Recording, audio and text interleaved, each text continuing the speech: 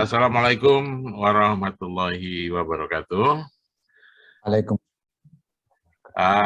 Saudara-saudara sekalian, dalam kesempatan ini kita meminta kepada Jeffrey untuk bercerita seluas-luasnya, sebebas-bebasnya, sesuai dengan waktu yang ditentukan untuk membicarakan gambaran permasalahan dan penyebabnya. Sesudah itu nanti jalan keluar yang akan ditempuh. Saya kira Pak Jeffrey dipersilahkan saja. Kami akan mendengarkan dengan seksama dan dengan sebaik-baiknya. Terima kasih dan kami persilakan. Terima kasih. Assalamualaikum warahmatullahi wabarakatuh.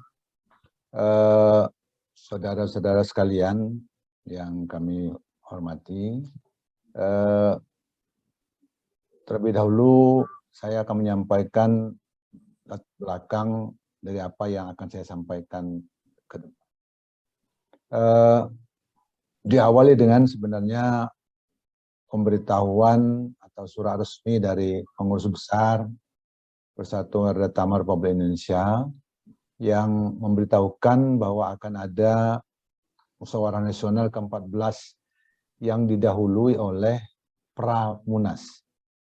Itu titik awalnya.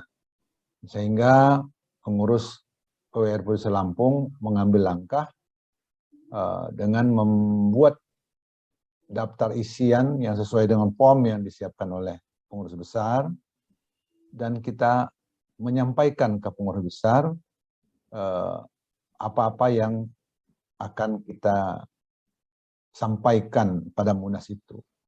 Karena itu diawali dengan Rakernas yang sekaligus Pramunas, itu judulnya.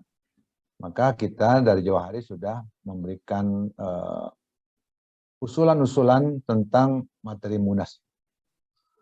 Nah, tetapi ternyata apa yang kita harapkan bahwa di PB itu akan sangat-sangat netral, ternyata usulan-usulan dari provinsi-provinsi itu tidak pernah dibicarakan di tingkat steering committee yang dibentuk oleh PB untuk Munas. Sehingga apa yang dikerjakan oleh steering committee tidak mencerminkan aspirasi daripada pengurus provinsi PWRI seluruh Indonesia. Nah, disitulah mulai ada tanda-tanda ketidakberesan pelaksanaan Munas itu.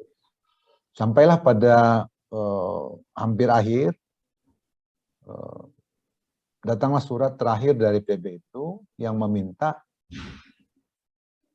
peserta Munas yang akan dilaksanakan langsung di Jakarta tanggal 20 sampai tanggal 22. Dengan peserta 3 orang dari provinsi, masing-masing 1 orang dari kabupaten kota, dan OPI. Nah, berangkat dari situ kita di pengurus Provinsi Lampung mengadakan rapat virtual dengan seluruh pimpinan pengurus kabupaten kota serta OP seluruh Provinsi Lampung yang memberikan mandat penuh kepada pengurus Provinsi Lampung untuk mewakili, karena mengingat suasana pandemi bahwa seluruh pengurus kabupaten kota tidak bisa berangkat ke Jakarta, dan memberikan surat mandat penuh tertulis kepada pengurus Provinsi Lampung untuk disampaikan ke Munas. Nah, dalam persiapan Provinsi Lampung melakukan Munas itu, maka ditugaskanlah atau dibuatkanlah surat tugas yang mewakili Provinsi Lampung ada 5 orang, yaitu ketua, sekretaris, kemudian ketua perta, kemudian saya dari OPI Universitas Lampung, kemudian Bu Neti Herawati dari OPI, dari pengurus kota Bandar Lampung. Nah, di samping kita membawa mandat dari 16 kabupaten kota yang ada di Provinsi Lampung. Nah, Dengan dasar itu kita berharap bahwa Munas itu akan berjalan sesuai dengan yang kita harapkan. Nah, misi Provinsi Lampung diantaranya adalah karena terjadi dualisme PWRI di daerah itu, yang satu Persatuan Wartawan Republik Indonesia, yang satu Persatuan Warga Tama Republik Indonesia. Nah, disitulah misi kita bagaimana membicarakan Munas agar UI PWRI ini dituntaskan. Kemudian ada beberapa usulan tentang perbaikan anggaran dasar rumah tangga, kemudian kedudukan OPI dan kedudukan Kerta supaya diperjelas pada Munas. Nah, apa yang terjadi di pelaksanaan Munas itu? Munas itu dibuka pada malam hari tanggal 20 Oktober itu, dibuka oleh Menko Bidang Sumber Daya Manusia dan Pendidikan, yaitu Bapak Profesor Muhajir, yang membuka langsung mewakili Presiden Republik Indonesia Joko Widodo. Nah, kita berharap dengan dibuka oleh Menko ini, mewakili Presiden, ekspektasi kita Munas akan berjalan dengan mulus dan tentram, damai, sejahtera, lancar dari awal sampai akhir. Setelah pleno pertama dibuka, situ sudah mulai ketidakberesan itu. Mulai dari pimpinan sidang yang dipimpin oleh pimpinan sidang sementara dipimpin oleh Bapak Fuad Bawazir selaku yang ditunjuk oleh PB untuk mewakili PB sebagai pimpinan sementara. Kemudian memilih pimpinan sidang, diantaranya juga beliau masuk juga dalam pimpinan sidang itu, sebanyak 8 orang pimpinan Munas itu, dan diantaranya Ketua Provinsi Lampung juga duduk sebagai jajaran pimpinan Munas. Apa yang terjadi di lingkup pimpinan Munas itu ternyata tidak merupakan kolektif kolegial, tetapi didominasi penuh oleh Bapak Wazir selaku pimpinan Munas.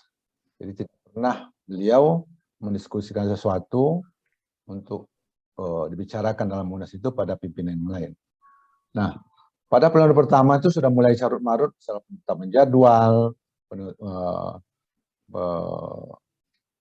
pembahasan tata tertib, karena beliau sangat-sangat otoriter dalam memimpin itu. Tidak pernah diberikan kesempatan pada floor, pada peserta Munas untuk memberikan argumen-argumen, masukan-masukan, semuanya langsung ketok palu.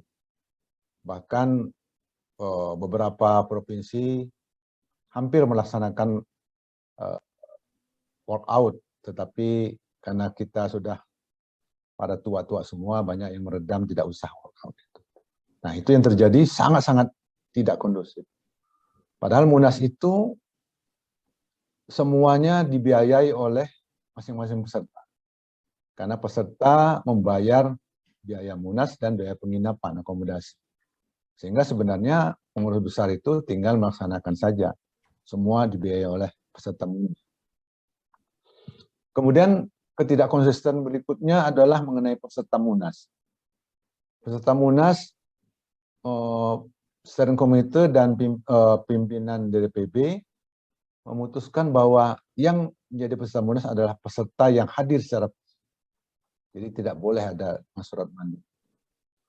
Nah, rupanya di situ mereka sudah membuat strategi bahwa Jawa Timur, Jawa Barat itu mobilisasi seluruh pengurus kabupaten kota untuk hadir, sehingga hitung-hitungan kalau penting pasti menang. Gitu. Ini berkaitan dengan rencana pemilihan ketua umum.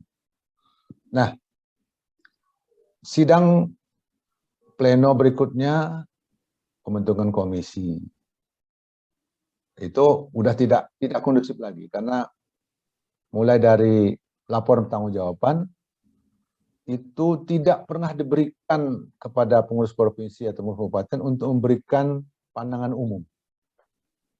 Padahal dalam jadwal itu terjadwal ada pandangan umum dari peserta Munas. Nah, karena dipaksa oleh beberapa peserta Munas, akhirnya beri kesempatan satu orang untuk memberikan pandangan umum. Dan satu orang itu pun sangat dibatasi waktunya, padahal beliau, yaitu peserta dari Provinsi Gorontalo, membawa misi 24 provinsi. Dan isinya adalah menolak pertanggungjawaban Ketua Umum. Nah, pada artinya sebenarnya secara hukum itu Munas itu tidak jalan kalau sudah ditolak. Dalam artian tidak ada kewenangan dari PB Demosioner untuk membuat apa-apa karena 24 provinsi sudah menandatangani menolak. Tetapi itu tidak dihargai, tidak sama sekali tidak akomodir. Bahkan Munas itu. Nah, tibalah pada pembahasan komisi ada keinginan, terutama di Komisi 1 di perbaikan anggaran dasar. Kebetulan saya sebagai ketua komisinya. Di PLUR itu timbul wacana bagaimana membuat PWRI itu menjadi organisasi yang mendunia, yang bersifat global, bukan hanya nasional. Sehingga timbul ide dari salah satu peserta, yaitu OPI dari Menpan RB, dari Ristek, kalau tidak salah ya, Pak Bambang, bahwa kalau PWRI ini mau mengglobal atau go internasional, dia harus merubah diri, merubah baik nama maupun platform dari organisasi. Sehingga timbul gagasan bahwa PWRI itu, Persatuan Warga Tamar Republik Indonesia itu, akan diganti dengan Persatuan Pensiunan Aparatur Negara Republik Indonesia. Disingkat PEPANRI. Dan sebagian dari Komisi 1 banyak menginginkan perubahan. Karena masuk akal, karena dari hasil presentasi itu didapat bahwa sangat mungkin PWRI dalam arti Persatuan Warga Tamar Republik Indonesia ini mengubah diri menjadi Persatuan Pensiun Aparatur Negara Republik Indonesia. Karena di internasional tidak pernah menyebutkan Warga Tamar, yang ada adalah pensiun, baik tingkat Asia maupun tingkat dunia. Sehingga banyak peserta yang akan sangat-sangat antusias untuk perubahan. Tapi ternyata setelah diplenokan itu belum disetujui perubahan itu. Jadi masih berubah nama yang lama, ini belum berubah. Sehingga anggaran dasar itu yang berubah hanya sedikit saja, visi misinya berubah, sudah mengarah pada globalisasi itu,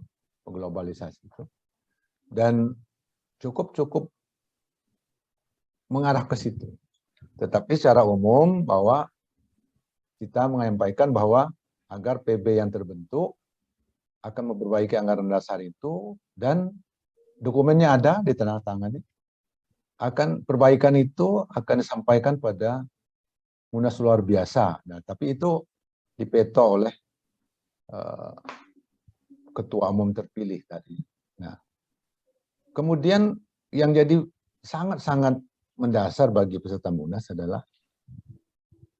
selama Munas itu dari pleno pertama sampai pleno terakhir tidak pernah dilengkapi oleh ketetapan dan keputusan Munas. Jadi pernah dibacakan bahwa pleno pertama mengenai pimpinan sidang, ada rantus rantapnya tidak pernah ada. Sampai akhirnya pun tidak pernah ada rantus itu tidak pernah ada. Sehingga beberapa peserta khususnya yang menolak laporan pertanggungjawaban itu tidak mengakui putusan Munas itu.